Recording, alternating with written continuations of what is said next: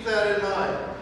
If there was an influence from God on Pharaoh, it was so that God could demonstrate to the entire world, known world at that time, that God is truly the Lord. He is the God.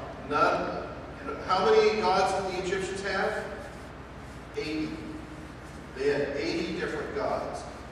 And some of the gods were to protect them from hail, or to protect them from disease, or be the god of the flies, or to be the god of the cattle, or whatever. And each one of these plagues has shown that God defeats the gods of Egypt. And finally, the God who shows that he can pinpoint the firstborn and take them out, shows that he is the God of gods. So on the one hand, we see Pharaoh, not allowing and buckling under this pressure. On the other hand, we see God causing the Egyptian people to look favorably upon the Israelites, to the point that they want to willingly give them anything they want. Now, I don't know if this favorable thing was, if you take this, will you go, kind of attitude, or if it was one of those situations where, we just love you. You're just so good. Here, have this. I'm not sure. I kind of think it's the first one, Out of fear, we want to be nice to you, so your God will quit messing with us, and we're going to give you all these things, and please get out of town. As with any conqueror over a people, the winning side would take the spoils or booty of war. Without the Israelites having to draw a sword, the Egyptians give them anything they want: gold, silver, and clothing. All out of great respect for their God, Moses and the people. I want you to, this cute little picture here, I looked everywhere, and this is the best one I could find. It's Lego people. These are Lego people, okay? And it says, "May we have your silver, gold, jewelry, and clothing."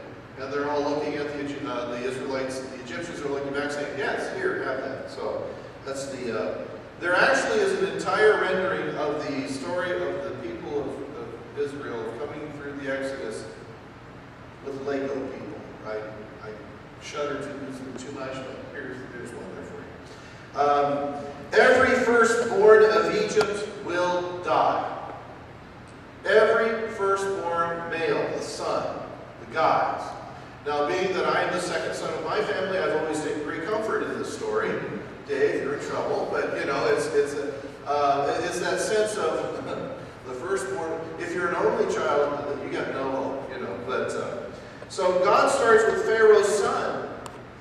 He does. Pharaoh's son's the first of all, and then all the way down to the lowest slave.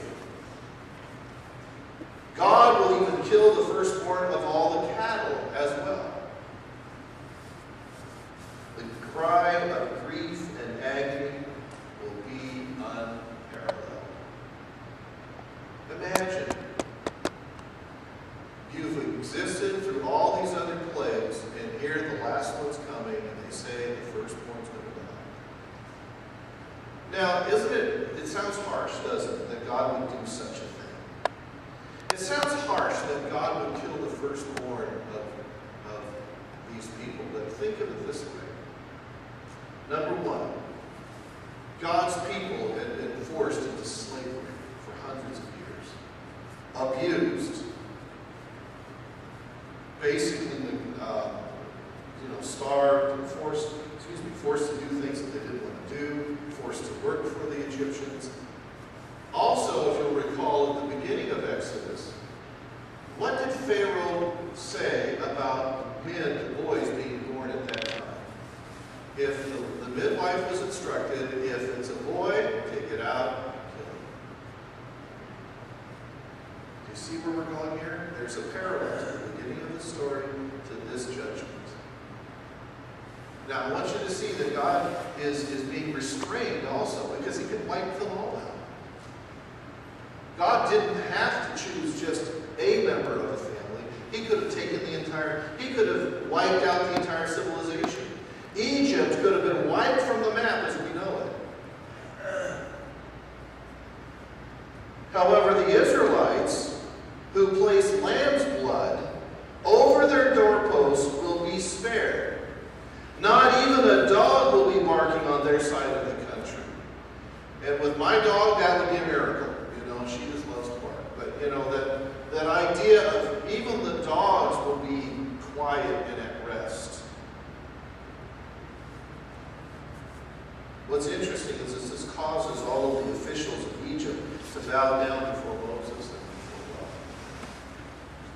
This also causes Pharaoh to rule that the Israelites must leave, even if they have to force them to leave.